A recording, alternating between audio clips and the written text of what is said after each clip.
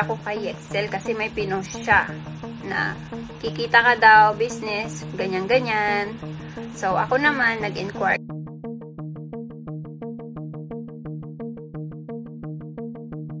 Nahaharap sa mga batikos online ang mga influencer na sina Yexel Sebastian at Mikey Agustin. Matapos i-claim ng ilang content creator na niloko sila ng mag-asawa sa pamumuhunan kapalit ng mataas na interes bawat buwan. Sa isang post sa Facebook ng isa sa nabiktima umuno ng dalawa na si Priscilla Lafontaine ay nanawagan ito kina Yexel at Mikey. Nabayaran sila ng buwanang interes na ipinangako nila sa kanya. Ayon kay Priscilla, Mikey Agustin and Yexel Sebastian, nagmamakawa po ang mga OFW at abroad na nag-invest sa inyo. Meron din sa Pinas mga naglabas ng pera. Sana po, kausapin nyo kami. 2 months na pong delayed ang aming kita sa ininvest namin sa inyo. Kayo ang kausap namin, sana makipag-usap kayo ng maayos sa amin. Binlock ako ni Yexel, in-unfriend ako ni Mikey sa personal Facebook niya. Bakit po ganun? Maayos kami naglabas ng pera. Sana maayos din kayong makipag-usap sa amin. Nai-stress na kami. Samantala, wala pang tugon sina Mikey at Yexel hinggil sa mga taong nagsasabi na sila ay mga scammer.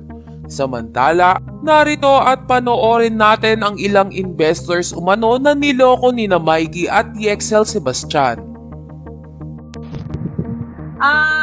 Sa mga nakakakilala kay Yexel at Mikey, please, kapag nakita may stress ka, kami 2 million yung invest namin, hindi siya biro. Kaya ako hindi ko na lang din siya iniisip masyado. Pero syempre, yung 2 million na yun, napakalaking bagay nun sa amin.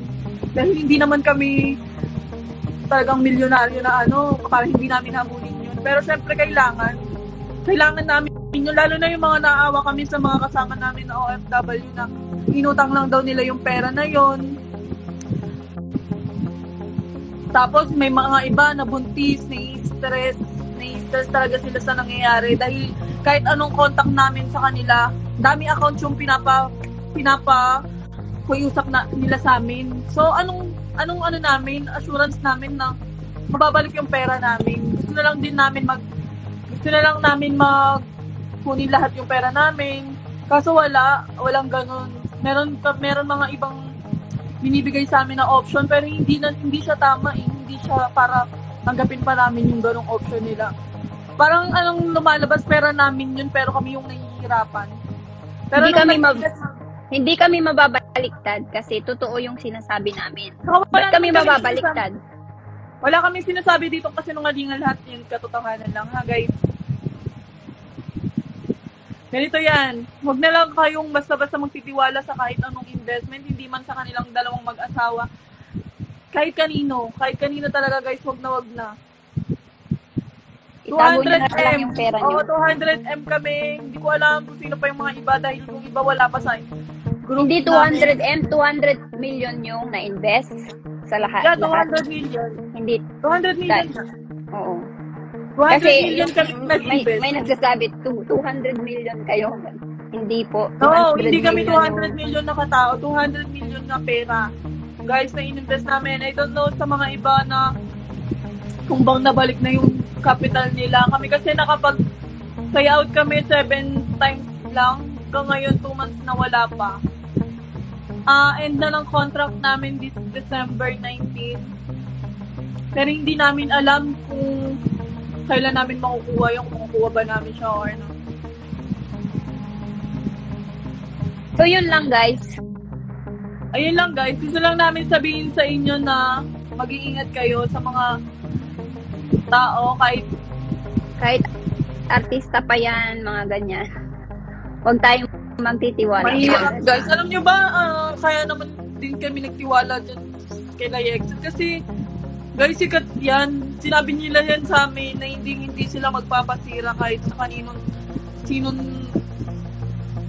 kahit kaninong dahil nga sikat sila. Naniwala naman kami kasi kilala sila eh. Iniisip namin na kapag nangyari man na may isang man siya or kung ano man mangyari, siya yung mananagot guys. Ayun naman yung pinangako niya. Ayun naman din talaga yung pinangako niya sa amin na siya yung mananagot sa kahit anong mangyari kung may scam man siya or what. Pero ngayon, hindi namin siya makausap. Hindi naman siya yung nakikipag-usap sa amin. Hindi talaga siya nakikipag-usap. Kung nakikipag-usap siya, isang beses na lang kami kinausap. Ngayon nga, hindi na siya Kanina nag-share post ako nung post mo ata yun, madam, yung share ko. Ngayon, hindi Oo. nakapag na ako kay EXL, ay kay Mikey. Yung post ko, nanawagan lang ako kay Mikey na kausapin. Oh, yeah. Pero wag ka nang Share ko yun, salita yun, ng mga, hindi ko na siya. ng mga confidential. Kasi baka may mga dyan, spy. Hindi, okay lang yun. Dahil di man mawawala. Dahil kayo, nag-live ka kasi kaya meron nanonood. Okay lang Ayun naman yung- gusto na mag-live. ayun yung gusto Panoorin nila. na lang nila yung yung Hey kay guys, Rapi gusto lang Tulfo. namin kayo i-aware. Huwag na kayong galit. Yeah, kasi na-invest. Oh, really? Casino junket. Oo, okay yung payout last year. Ngayon, Okay. hindi na. Okay yung payout. 7 months nga kaming, actually hindi yung 7 months. 5 months lang yung okay sa amin, then yung 2 months doon, delay na yun. Totoo talaga to, guys. Hindi namin pag-aaksayan ng oras. Guys, hindi ito. kami nagbibiro. Kung pwede lang ilabas yung mga ebidensya dito, bawal kasi. Dahil, hindi pwedeng basta-basta. Bumili na lang kayo ng picture. Gusto nyo ba bumili? Ayan Nanin mo na lang sa tawa yung si Madam, express mo. shoutout natin si Madam Amal Losaroso. Sis, Kung gusto nyo, hindi naman pa kayo kayo ng naglalabas. Hindi nagre-request si Mami. Isa dito sa amin, kasali to.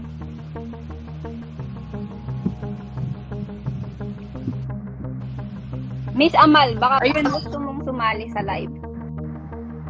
I-stop ka muna, miss. Okay? Hindi ko siya kilala, guys. Nakilala ko lang dito sa Wait lang, Hindi kami magkakilala. Actually, I-remove kita. Miss Amal, gusto mo ba